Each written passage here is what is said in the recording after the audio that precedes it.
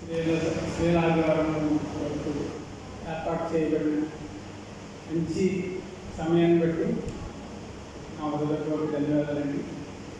ముఖ్యంగా ఇప్పుడు ఉండే ప్రాబ్లమ్సే ఎక్కువ ఉంది, ప్రతిసారి ఉంటుంది. ఎందుకంటే ఇక్కడ ఉన్న స్త్రీలలో మామూలుగా అయితే ఫుల్గా ఉంటారు.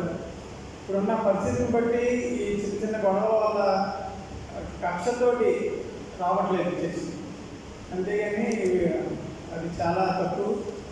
కానీ ఎవరన్నా లేకపోయినా మాత్రం చర్చి ఆటోమేటిక్గా జరుగుతుంది. మెయిన్ స్త్రీల సంఘం గట్టిగా ఉంటేనే సంఘం ఉంటుంది. స్త్రీల ప్రార్థన, తల్లి ప్రార్థన కుటుంబంని ఇచ్చిస్తుంది అంటారు.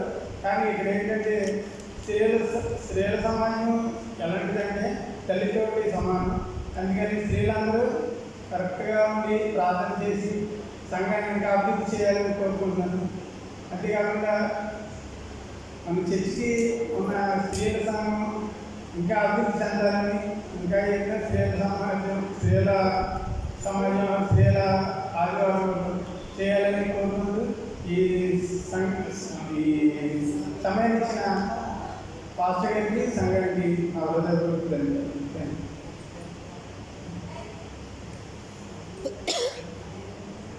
అక్కడ సంతోషంగా